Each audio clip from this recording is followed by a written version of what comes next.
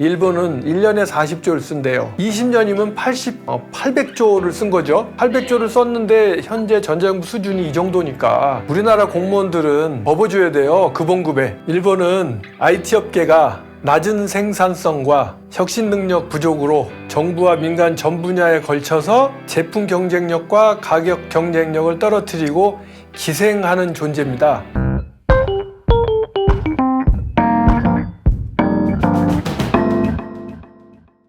저는 염종순이라고 하고요. 한 30년 전에 일본에 와서 생활을 시작했고 25년쯤 전에 지금 회사를 만들어서 사업을 하고 있습니다. 근데 저희 회사는 주로 일본 정부나 지방자치단체를 대상으로 전자정부나 그 다음에 민간기업 대상으로는 정보화 컨설팅을 주로 하고 있는 회사고요. 개인적으로는 일본에서 공무원 생활도 했었고 지금은 메이지대학교 공공정책대학원에서 전자정부학을 가르치고 있습니다. 이 책을 출판하게 된 기본적인 배경은 일본의 이제 관공서의 공무원이 돼서 일본 사람들 속에 생활하다 보면 정확하게 일본 사람 속에 저밖에 없는 거잖아요. 내부인으로 활동을 하는 거잖아요. 그래서 그런 생활을 하면서 제가 새삼 느낀 것이 내가 지금까지 알았던 일본하고 내가 지금 경험하고 일본은 다르다는 생각을 하게 됐어요. 그러면서 개인적으로는 컬처 쇼크가 컸죠. 내가 알고 있었던 일본과 실제 일본은 다르구나. 일본에 오래 살고 스스로가 일본 전문가라고 생각을 했었지만 전혀 잘못된 생각을 하고 있었구나라는 것을 깨달았어요. 30년 동안 사업을 하면서 수없는 실패를 했는데 그 실패한 이유를 제가 깨달은 거고, 그래서 제가 실패한 그 경험, 그것들을 우리 동료들이나 한국의 후배들은 겪지 않았으면 좋겠다, 그런 취지에서 알려드리고 싶었고, 또 하나는 한일 간의 관계가 안 좋잖아요. 한일 간의 사이가 안 좋은데 그 사이가 안 좋은 것이 왜 안 좋은 건지를 또 알 것 같아요. 그러니까 이제 일본 사람 시각에서 한국을 봤을 때 하고 한국 사람 시각에서 일본을 봤을 때 어떤 차이점이 있는지, 실질적으로 일본과 대화를 하는 채널에 있는 분들이 과연 제대로 일본을 알고 접근하고 있을까라는 생각이 들어서 이 책을 통해서 여러분들이 모르는 일본을 가르쳐드리면 좋겠다라는 생각을 해서 이 책을 쓰게 됐어요. 나름 일본에서 몇십 년 살았으면 스스로가 일본 전문가라고 생각을 하게 되잖아요. 근데 마지막 한 5년 동안 철저하게 내가 일본을 몰랐다라는 거를 처절하게 깨달은 거예요. 내가 실패하면서. 한국 분들은 우리 스스로가 얼마만큼 잘났는지 스스로가 잘 모른다는 생각을 저는 해요. 남이 떡이 커 보인다는 말이 있잖아요. 저는 딱 그거라고 봐요. 저는 일본의 IT 산업을 미운 오리 새끼라고 생각을 해요. 디지털 혁명 패러다임에서 IT가 없으면 행정이 잘 안 돌아가고 의료가 안 돌아가고 학교 교육이 잘 안 되고, 그저 모든 산업에 있어서 IT가 기반 산업이에요. 모든 산업의 핵심이 되는 인재가 IT 인재잖아요. 그런 비유를 저는 미운 오리 새끼라고 하는데, 저 미운 오리 새끼가 오리입니까? 저는 일본의 IT 업계에 하는 얘기가, 당신들은 스스로가 백조임에도 불구하고 백조라는 것을 인식을 못하고 다른 오리들보다 이렇게 못생겼지라고 스스로를 자학하고 미운 오리 새끼로서의 삶을 살아간다고 생각하는 거예요. 그러니까 일본이 정보화가 되는 속도가 늦을 수밖에 없는 거죠. 뒤에 이게 보이십니까? 일본인들의 사고방식을 알기 쉽게 표현해주는 사례인데요. 이걸 만든 회사는요, 샤프예요. 패러다임 시프트라는 게 뭐냐면, 주판을 쓰는 패러다임이 있었어요. 주판을 쓰다 보니까 효율성이 낮고 불편해요. 그래서 등장한 게 전자계산기잖아요. 일본 사람들은 1.0에서 2.0으로 단절해서 올라가는 걸 못해요. 소프트웨어 같은 거나 모든 거에 대해서 패러다임 시프트를 얘기할 때 1.0, 2.0, 3.0 얘기하는데, 일본 사람들은 1.0에서 2.0으로 가는 것을 엄청나게 힘들어해요. 1.1도 있어야 되고 1.2도 있어야 되고 1.3, 1.34를 거쳐서 결국 2.0에 가야 되는 건데, 세상 돌아가는 스피드가 예전에는 그래도 됐어요. 근데 지금은 엄청나게 빠르잖아요. 세상은 정신없이 바뀌는데 언제 1.1, 1.2 해갖고 갈 거냐고요. 그런 것처럼 일본의 전산화라는 것은, 전산화 정보화의 차이는 이걸 얘기하는 건데, 정보화의 본질은 뭐냐면 주판을 고도화하는 것이 아니라 그 계산하는 일 자체를 컴퓨터화 해가지고 없애는 거잖아요. 일본은 이 그림에서 보이는 것처럼 그런 발상이 없기 때문에 모든 전산 시스템이 이런 컨셉이라고 보면 돼요. 서울역에서 KTX를 타면서 아무런 그 감동이 없을지 모르겠지만 일본에 살았던 저 같은 사람은 어마어마한 충격이고 감동인 거예요, 그게. 왜냐하면 일본은 개찰구가 세계적으로 아주 훌륭한 개찰구가 있거든요. 똑같은 시간에 어마어마하게 많은 사람들을 체크할 수 있고 정확하게. 일본 사람들은 그걸 고도화하는 거고 대한민국은 개찰구 자체를 없애버리는 컨셉이 있는 거죠. 지금 대한민국 은행은 은행에 오지 마세요잖아요. 일본의 은행은 오시면 최대한 빠르게 처리해 드리겠습니다. 그러기 위해서 RPA를 도입한다든지 입력하기 편하게 하기 위해서는 최첨단의 RPA를 쓰면 되잖아요. 뭐 이런 식으로 가는 거예요. 일본 사람들 입장에서는 남의 나라에 가서 이 사람들이 주민등록번호를 떼어볼 일이 없으니 일본이 불편한지 편한지를 몰라요. 일본 사람들은 나름 잘 돼 있다고 생각해요. 여러분들이 일본에 나와서 일주일만 살아보세요. 그러면 알아요. 예, 우리 스스로가 잘 돼 있다라는 거에서 너무 쉽게 적응이 돼서 그게 그냥 당연한 게 돼버리고 그 다음을 추구하게 되고 해서 우리 대한민국 사람들이 상승지향의 사고방식을 가지고 있기 때문에 매사에 불만이 많아요. 근데 그 불만은 곧 성장을 뜻하는 거죠. 지금의 불만족하니까 뭔가 새로운 걸 요구하잖아요. 근데 일본 사람들은 하향지향의 일본인이라고 해요. 새로운 걸 원하지 않고 변화를 추구하지 않기 때문에 그런 걸 잘 모르죠. 객관적으로 대한민국의 전자정부는 세계 어디에 내놔도 손색이 없는 전자정부라고 생각하시면 되고요. 대한민국의 전자정부를 만드는데 이제껏 한 20년 동안 투자했던 돈 10조 원 정도 될 거예요. 그게 이 정도 서비스거든요. 일본은 1년에 40조를 쓴대요. 20년이면 800조를 쓴 거죠. 800조를 썼는데 현재 전자정부 수준이 이 정도니까 우리나라 공무원들은 업어줘야 돼요. 급원급에. 그분들이 잘한 것도 있지만 그 밑에서 우리나라 IT 산업의 전사들이 얼마만큼 노력을 했고 얼마만큼 고생을 했고 어떤 의미로서는 얼마만큼 착취당했는지 알 수가 있는 거예요. 그 UN 전자정부 랭킹을 보면요. 2018년 버전을 보면 대한민국이 세계 3위고요. 일본은 세계 10위예요. 저게 2012년부터인가 했었는데요. 2012년부터 2016년까지 우리가 계속 1위였어요. 근데 그게 아마 이명박 대통령 때부터 내려가기 시작해요.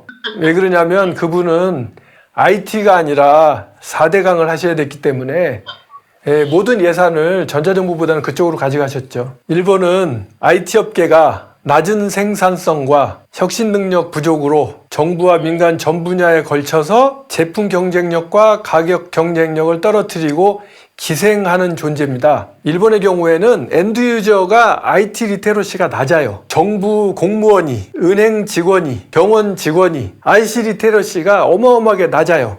IT 기업도 리테러시가 낮아요. 내가 이제 은행 사람인데 우리 은행 계정계 시스템을 좀 개발해 달라고 벤더한테 의뢰를 할 거 아니에요, IT 업체에. 그러면 생산성이 낮으면 견적이 높겠어요, 낮겠어요? 높겠죠. 일본은 IT 업체가 먹고 살기 위해서 고객들이 죽어나는 나라예요. 얼마 전에 일본의 미즈호 은행이라고 있어요. 제 책에도 있는데 저 은행이 일본 제일 큰 메가뱅크예요. 저 은행에 기간계 계정계 시스템을 만드는데 5년 동안 5조 원 정도를 들였대요. 5조 원. 우리나라 국민은행의 계정계 시스템을 만드는데 2년 걸렸다고 하고요. 그 개발 비용이 아마 1,000억이 안 될 거예요. 3천억 정도 될 거예요, 아마. 더 중요한 거는 대한민국 시스템이 일본의 투비 모델일 거예요. 구세대적인 제품이란 얘기예요. 한국 사람들은 저도 그랬지만요.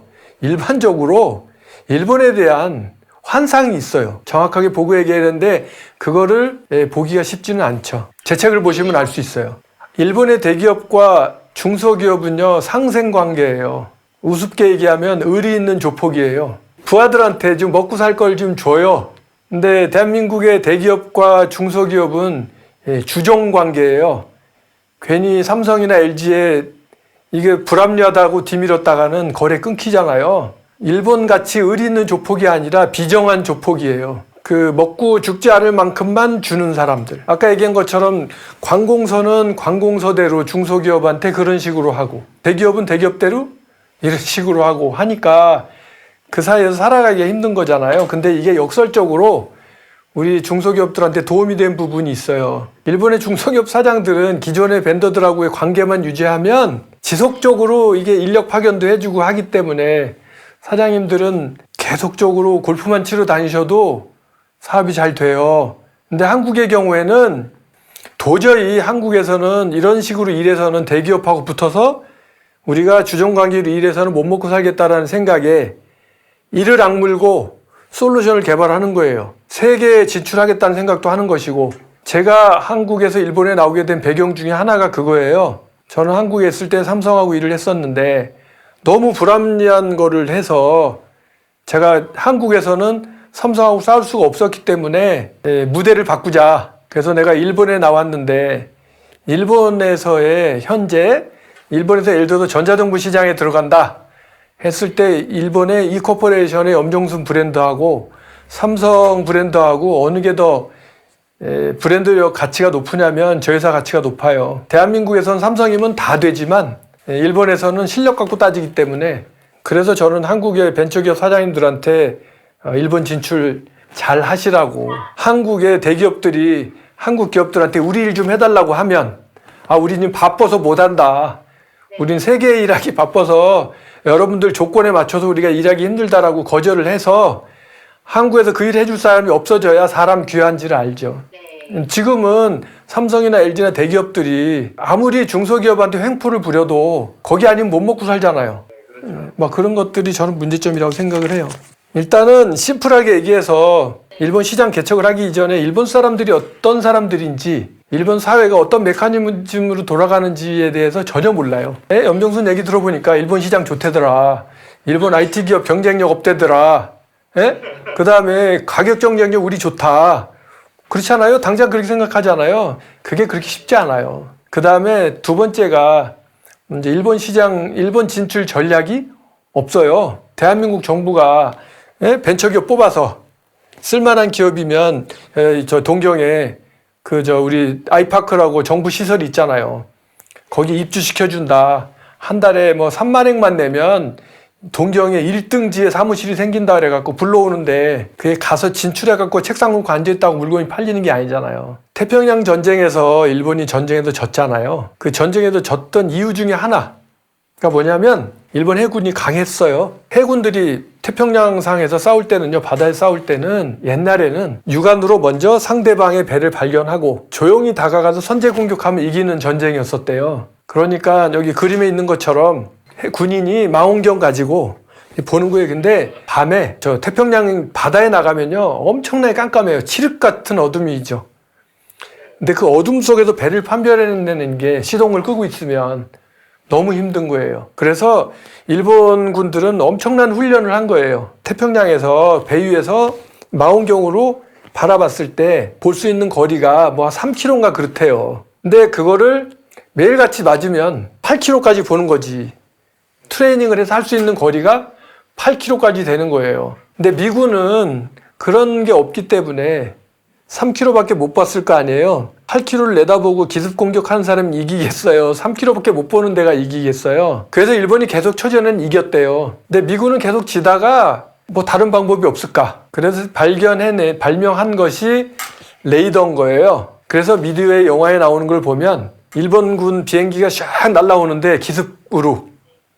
근데 미군은 이미 그걸 다 알고 있었던 거지. 그래서 미리 기다리고 있었고, 일본 군들은 그게 레이더라는 것이 머릿속에 없는 거죠.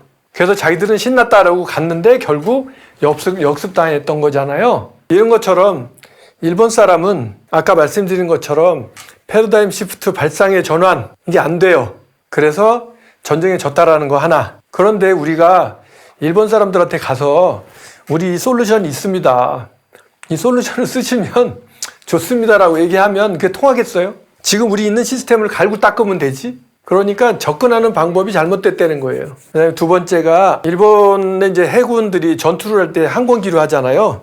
아주 열심히 트레이닝을 했기 때문에 총격술이 아주 총격술이 뛰어나죠. 그래서 백발백중으로 맞추니까 미군 전투기가 당연하지 못했어요. 그랬는데 미군이 아무리 해도 안 되니까 미군은 어떻게 했냐면 오른쪽에 있는 저 총알을 개발을 해요. 이 총알이 날아가다가 비행기에서 열이 나오잖아요. 비행기를 감지하면 비행기 근처에서 터져. 저 클러스터 폭탄 안에 수십 개, 수백 개의 파편이 튀어. 그래가지고 비행기에 맞아요. 미군 애들은 대충 쏴도 근처에만 가면 터지는 거야. 근데 일본군 애들은 정확하게 맞추지 않으면 안 되고. 그러면 전쟁이 어떻게 됐겠어요? 미군이 이기는 거죠. 일본군은 어떻게 했겠어요? 그 다음에 니들이 훈련이 부족해. 해서 뺑뺑이 돌린 거지. 이런 것처럼 생각이 다른데, 근데 일본 사람들이요, 안 바뀌어요, 생각이. 사람이 이렇게 쉽게 안 바뀝니다. 요거를 똑같이 경제전쟁에 대입시켜서 생각해 보시면 알 수 있는 거예요. 근데 이런 것들, 이것들이 아까 제가 말씀드린 일본 시장 이전에 일본인의 사고방식, 일본 사회에 대한 이해를 하지 않고 돌진을 하니까 지는 거예요. 이거는 능력이 있고 없고가 아니라 전략이 없었던 거라고 밖에 얘기할 수 없어요. 저는 어떻게 했냐면요, 엔드 유저를 공략했어요. 그러니까 예를 들어서 제가 관공서에 가서 주민등록 등본을 집에서도 뛸 수 있어요 라고 얘기를 했더니 공무원이 깜짝 놀라는 거죠. 어떻게 주민등록 등본을 집에서 뛸 수가 있냐. 말이 안 되잖아요. 일반적으로 생각하면. 옛날 생각해 보세요. 말이 안 되는 거예요. 아니 집에 있는 프린터로 인쇄를 한다는데 보통 용지에 인쇄를 했는데 그게 위조가 될 거 아니에요. 그러니까 이 공무원분은 들어본 적이 없는 거야, 그 얘기를. 그런데 이제 제가 한국 프린터를 가져가서 그분한테 쫙 해갖고 내 주민등록 등본 뽑아서 딱 보여주고 되지 않냐. 그러면 이 사람 뭐라 하냐면 들어본 적이 없는 얘기야, 이 얘기는. 그러면서 이 사람은 일본에 자기하고 이제껏 상대했던 자기가 믿었던 IT 벤더의 얘기가 믿어지지가 않아, 이제. 그러니까 저한테 맡기면 이렇게 빠른 시간에 이렇게 좋은 제품을 만들어 드릴 수 있습니다라고 설득을 했어요. 그래서 그 고객이 제 설득을 들어줬고, 그래서 저는 레퍼런스를 만들었죠. 이제 이런 식으로 시장을 저는 만들어 나갔어요. 근데 거꾸로 그 솔루션을 가지고 IT 업체에 갔다고 쳐봐요. 그 IT 업체는 자기들이 하드 코딩 하기 때문에 손님들한테 돈을 이만큼 받을 수가 있어. 이 솔루션을 쓰게 되면 자기 파트너를 지켜주지 못하잖아요. 그러다 보니까 이 사람한테는 아주 불편한 진실인 거지, 그게. 그러니까 우리 IT 업체들이 이제껏 저 신문지상에 보시면 우리가 후지츠하고 계약했습니다, 히다치하고 계약했습니다, NEC하고 계약했습니다라고 사진 찍고 신문에 나오잖아요. 사진은 찍어요. 근데 그 사람들이 안 판다는 거지. 네, 우리는 도 아니면 뭐라는 말을 잘해요. 도 아니면 뭐라는 게 디지털적으로 얘기하면 영 아니면 일이라는 거예요. 대한민국은 디지털 민족이라고 전 생각을 하고 우리 사고방식이 디지털이다 보니 지금 세상하고 맞은 거고, 일본은 타협과 담합의 일본이거든요. 아까 얘기한 것처럼 혁신을 하기보다는 조금씩 개선을 해서 나가야 되는 사람들이다 보니 정부와 사회의 도래가 늦는 거죠. 반도체 수출 규제 때문에 뭐 여러 가지 이야기들이 있는데 일본은 어떨까? 왜 그랬을까? 일본 사람은, 한국 사람은 왜 일본에 대한 환상이 있다고 그랬잖아요. 선진국일 거라는. 일본 사람은 자기들이 선진국일 거라는 환상과 한국이 후진국일 거라는 환상이 있는 거지. 한국에 대한 지식이 없어요. 옛날에 노인분들만 있어. 노인분들이 봤을 때 대한민국은 박정희 대통령 시절인 거지. 못 먹고 못 살던 시절. 여기 보시면 해외에 대한 지식이 부족하다는 걸 객관적으로 보면 2019년 12월 달 일본 국민의 여권 보유율이 23.7%예요. 일본 사람이 얼마만큼 우물안 개구리인지를 알 수 있는 거지. 대한민국은 내가 보니까 67%인가 그래요. 그러니까 그것들이 우리가 해외를 많이 보고 와서 많이 개방된 거고 글로벌화 된 거예요. 근데 일본은 왜 저랬냐면 일본이 선진국이었잖아요. 그러니까 저 같은 사람이 일본어를 배워서 일본에 들어오잖아요. 그러니까 저 사람들은 영어를 안 배워도 됐고, 근데 우리는 누가 미국 사람이 한국하고 해보려고 한국말 배우겠어요? 안 되잖아요. 그러니까 우리가 영어를 배우는 거지. 예를 들어서 우리나라가 일본처럼 이렇게 세계 1, 2등 나라가 된다면 한국이 세계 표준어가 될 수도 있겠죠. 그래서 아까 얘기한 것처럼 일본 사람 머릿속에는 아직까지도 대한민국은 자기들 기술을 훔쳐가서 삼성 반도체가 저렇게 컸다, 이런 그릇된 자존감이 있어요. 그 다음에 또 하나는 일본 정치가 집안 치마 수출 규제를 할 때요, 일본의 관료들이, 경제산업성 관료들이 뭐라고 얘기했냐면, 저는 규제하기 반년 전부터 그 얘기를 듣고 있었거든요. 버릇을 고쳐줘야 되는데 한국에 버릇을 고쳐주려면 이거를 규제하면 한국의 반도체 산업은 박살이 난다. 이것만 죄면 문재인 정권이 흔들거릴 것이다 라고 생각하고 일을 벌인 건데, 정작 여러분들 알다시피 멀쩡하잖아요. 그 일을 통해서 한국에서 일본에 관광을 안 오게 돼가지고 일본의 그 관광 산업이 어마어마한 타격을 입었잖아요. 제 책을 보시면 아마 오늘 여러분들한테 드렸던 얘기는 한 10%밖에 안 들었을 거고요. 황당무계한 얘기들이 되게 많아요. 근데 내가 체험한 걸 다 쓴 거잖아요. 제가 뭐 남 얘기 듣고 한 게 아닙니다. 일본에서 제일 좋다는 병원에 IT 어드바이저를 8년간 했어요. 일본의 시청에서 IT 어드바이저를 13년 했고, 한국으로 얘기하면 도청, 광역자치단체에서 8년간 했고, 광역자치단체의 교육청 과장을 4년 했어요. 그러니까 의료정보화, 행정정보화, 교육정보화, 그 다음에 일본의 건설회사의 IT 어드바이저를 2년 했고요. 택시회사, 버스회사의 IT 어드바이저를 지금 한 4년째 하고 있어요. 한국의 소프트웨어는 품질이 낮다. 그런 얘기 들어본 적 없어요? 일본에 비해서. 제가 발주자로서 봤을 때요. 한국에 더 나은 것 같아. 한국의 품질 수준이 결코 일본에 뒤지지 않아요. 제 부하 공무원들이나 동료 공무원들하고 얘기를 해보면 일본 IT 회사가 가져와 갖고 잘못된 거는 그럴 수 있어로 넘어가. 근데 한국 회사가 가져온 걸 보면 그럴 줄 알았어. 제가 보기에 절대적으로 대한민국의 품질이 떨어지진 않는다라고 생각을 해요. 다만 일본 시장에 와서 우리가 이기려면 적어도 그런 평가를 받기 때문에 우리가 더 노력해서 품질을 올릴 수 있으면 더 올려서 나가서 싸워야 되는 게 맞죠. 그리고 두 번째로는 싼 가격으로 일본하고 승부하지 말자라는 거예요. 우리는요, 가격으로는 중국에 이길 수가 없어요. 한국의 개찰구를 만드는 분이 일본 철도에 가서 우리 걸 쓰시면 이렇게 싸고 좋습니다라고 얘기하는 순간 그 사람 뭐라고 얘기하냐면 중국게 더 싸 이렇게 얘기할 거예요. 그게 아니라 일본 철도에 가서 뭐라고 얘기해야 되냐면 개찰구가 필요하다고 생각하십니까? 개찰구 이거 하나에 1억씩 하는데 전국에서 이걸 싹 드러내신다면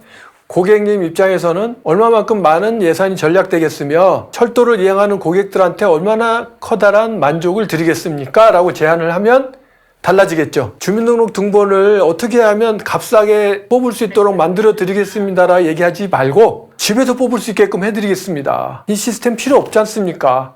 라고 얘기를 하면 경쟁력이 있겠죠. 대한민국 IT 업체들의 가장 큰 경쟁력의 원천은 우리 소프트웨어가 얼마입니다가 아니라 일본의 모든 문화를 우린 배워왔잖아요. 행정정보, 의료정보, 교육정보, 금융정보, 사법정보, 토목정보 다 일본에서 온 거예요. 그런데 이 사람들은 전산화를 하고 있을 때 우리는 정보화를 했잖아요. 그러면 앞으로 일본이 나가야 될 길은 투비 모델은 어디겠어요? 우리잖아요. 그런데 우리는 시스템만 갖고 얘기하면 안 된다는 얘기죠. 시스템 이전에 우리의 어떤 노하우, 정부와 추진의 노하우, 주민등록번호를 인터넷으로 뽑게 했더니 뭐 국회에서 이거 위조되는 거 아니냐라고 막 이래가지고 그런 고초를 겪었다. 그러니까 여러분들은 그런 고초를 겪지 말으려면 이런 걸 해야 된다. 공인인증서를 해갖고 빨리 하려고 액티브엑스를 했더니 그거 갖고 그렇게 뭐라 그러더라. 액티브엑스 안 쓰고 가는 방법으로 가라.